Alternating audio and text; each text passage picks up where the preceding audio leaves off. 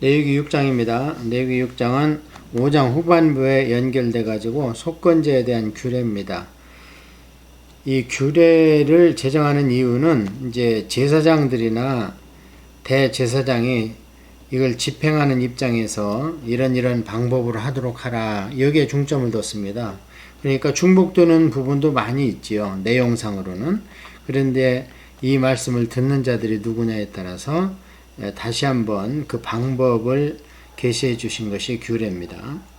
여호와께서 모세에게 말씀하여 이르시되 누구든지 여호와께 신실하지 못하여 범죄하되 곧 이웃이 맡긴 물건이나 전당물을 속이거나 도둑질하거나 착취하고도 사실을 부인하거나 남의 물건을 줍고도 사실을 부인하여 거짓 맹세하는 등 사람이 이 모든 일 중에 하나라도 행하여 범죄하면 이는 죄를 범하였고 죄가 있는 자니 그 훔친 것이나 착취한 것이나 맡은 것이나 잃은 물건을 주운 것이나 그 거짓 맹세한 모든 물건을 돌려보내되 곧 그 본래 물건의 5분의 1을 더하여 돌려보낼 것이니 그 죄가 드러나는 날에 그 임자에게 줄 것이요 그는 또 속건 제물을 여호와께 가져갈지니 곧 네가 지정한 가치대로 양떼 중 흠 없는 순양을 속건 제물을 위하여 제사장에게로 끌고 갈 것이요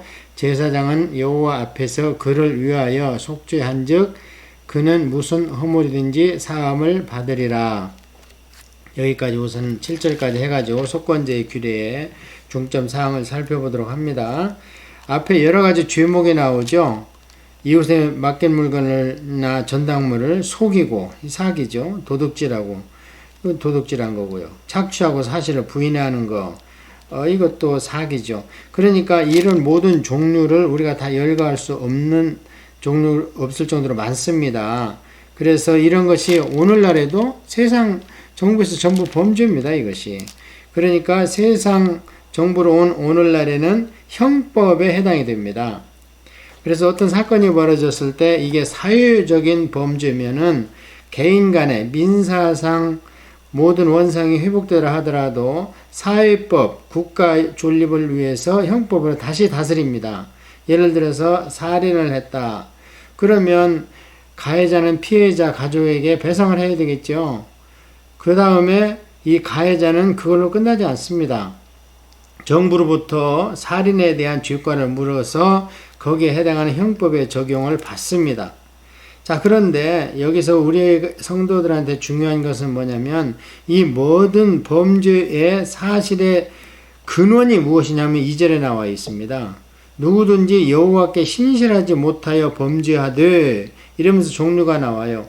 그러니까 모든 세상의 범죄는, 특별히 성도들의 범죄는 그 근원이 뭐냐? 하나님의 신실함을 믿지 못한다는 거예요. 다시 말씀드리면 모든 우리 이 땅에서 육신을 입고 있는 동안에 언행 심사에 관해서 심판주 하나님이 나중에 백보자 심판을 한다는 엄유한 사실을 인정한다면 이렇게 하나님이 창조하신 다른 인간들에게 죄를 범할 수 없다는 거예요. 다시 얘기하면 이걸 교회 안에서 적용한다면 하나님 무서운 줄을 모르니까 성도 간에 물건도 훔치고 싸움도 하고 거짓말도 하고 이렇게 한다는 거예요. 그러니까 하나님의 신실함을 인정한다면 이런 범죄가 상당히 줄어들고 정말 모든 성도 하나님을 신실하게 백보자 심판주로 인정한다면 범죄가 없어지겠죠. 그게 첫 번째 이 중점 사항이고요. 두 번째는 좀 전에 조금 말씀드린 것처럼 5분의 1, 20%를 더해가지고 원상회복을 하죠. 그게 손해배상에 해당하는 거겠죠. 원상회복을 한다고 해서 끝나는 게 아닙니다. 6절에 보면 그렇게 한 뒤에 여호와께 와서 속건제를 드려라. 이것이 이제 오늘날 세상에 와서 사회법으로 해서 형법에 해당된다 그러는 거죠. 원상복구하라는 것은 민법사항이고요. 그 다음에 민법으로 끝나는 것이 아닌 것이 사회범죄입니다. 이렇게 해서 속건제에 해당이 그런 것이 된다. 원상복구를 하더라도 하나님 앞에 와서 제물을 드려야 그게 이제 인간에게도 용서를 받았고 하나님께도 용서를 받은 것이 된다. 이래서 속건제 규례를 말씀드렸고요. 다음은 이제 번제의 규례입니다. 여호와께서 모세에게 말씀하여 이르시되 아론과 그의 자손에게 명령하여 이르라. 누구한테 얘기하라고요? 아론과 그의 자손. 그러면 대제사장과 제사장에게 얘기하라는 거죠. 그러니까 이것은 앞에 1장에서 나온 번제를 제사장과 대제사장들은 어떠어떠하게 행하도록 하라 하기 때문에 대부분은 중복이 되겠죠.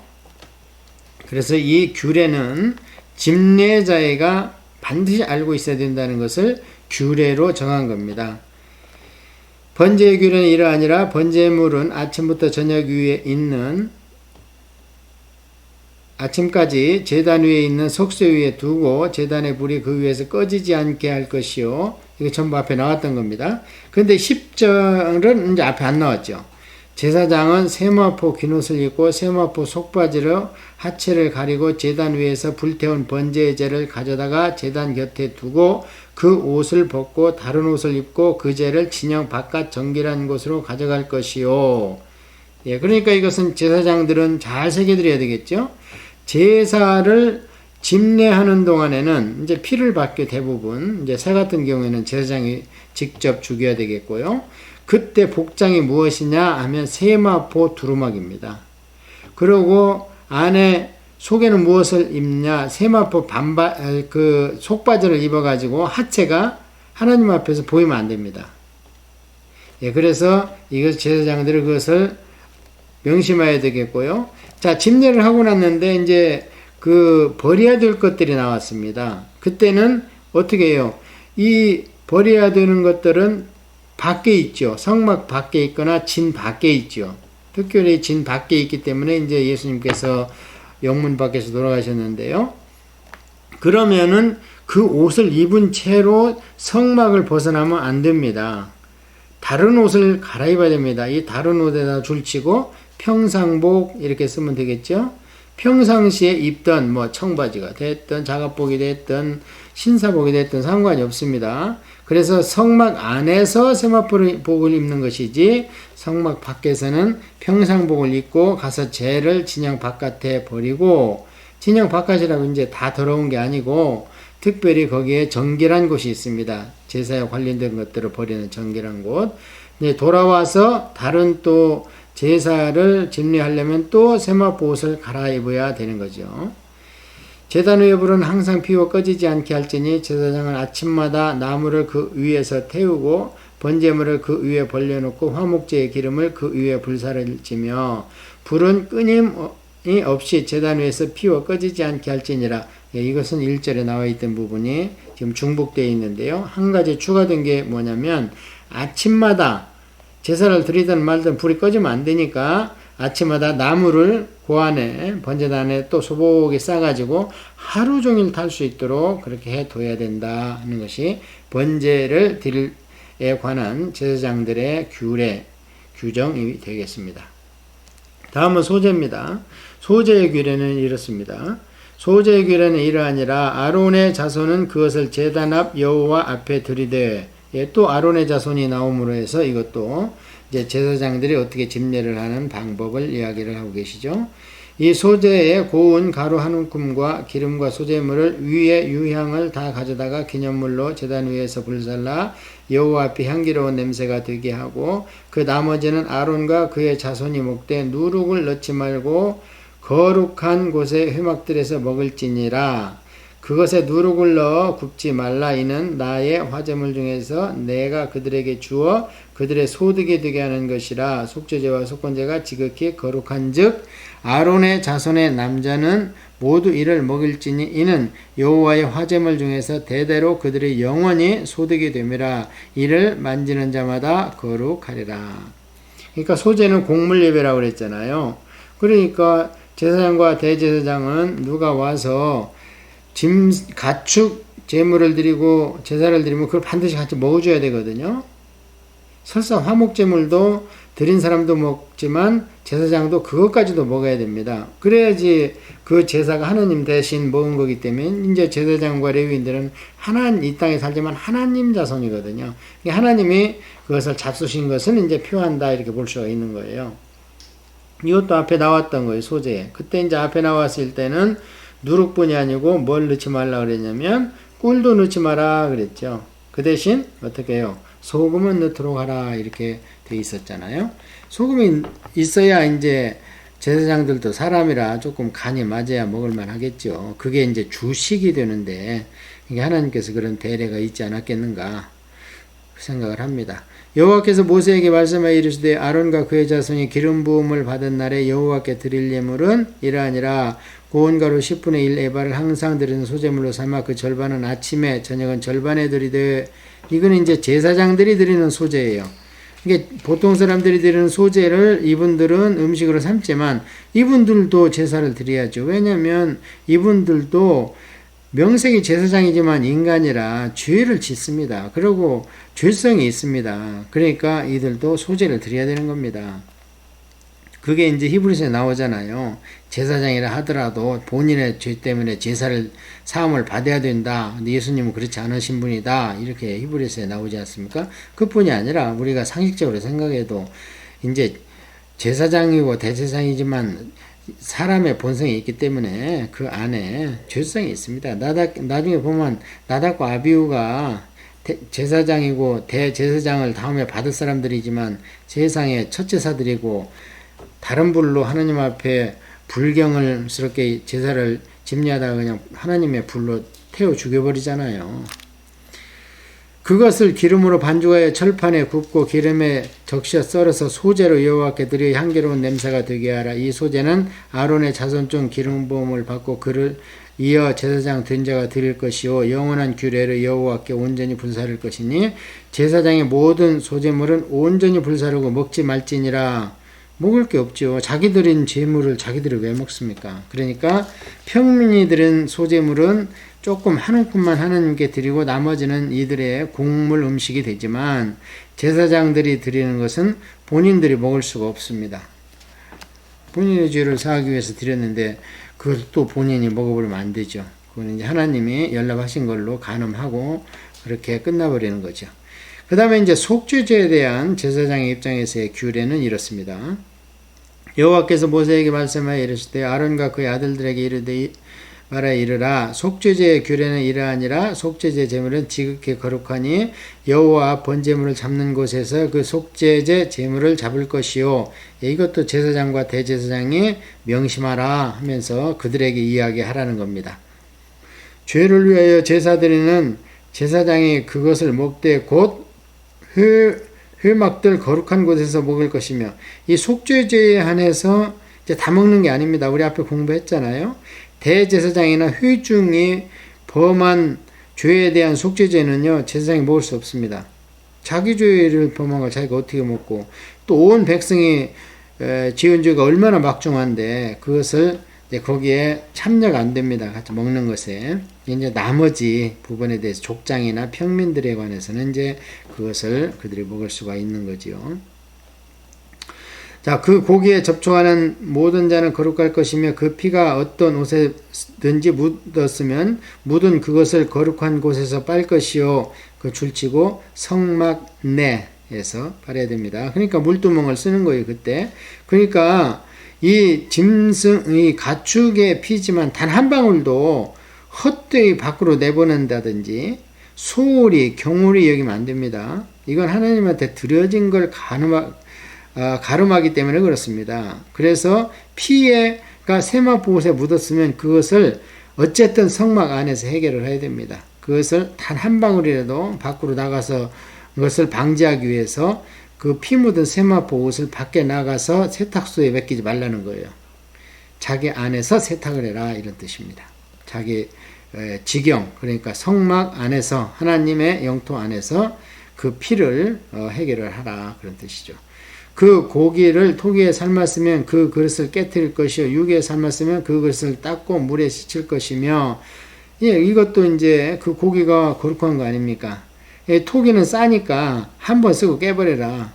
근데 유기 같으면은 그래도 쓸만하고 힘이 드니까 만들기에 깨끗이 씻혀서 어쨌든 하나님께 드려진 피나 고기나 이런 것이 거기에 조금이라도 묻으면 안 된다. 그것이 세상으로 나가면 안 된다. 이렇게 아주 참 굉장히 이게 하나님의 거룩성을 나타내는 거거든요. 그러니까 이게 보통 인간들이 범접을 못합니다. 그러니까 율법으로는 죄사함을 받을 수도 없고 율법을 지켜서 우리가 천국 갈 수도 없고 그래서 예수님의 이런 대속이 없었으면 참 희망도 없고 그렇죠. 제사장인 남자는 모두 그것을 먹을지니 그것은 지극히 거룩하니라. 제사장인 남자는 이거 좀 이상하죠? 제사장은 다 남자인데 왜 이렇게 썼겠는가? 원어상 보면 제사장 가족 중 남자입니다. 그럼 그들이 나중에 제사장이 되죠. 이거는 세습이 되니까.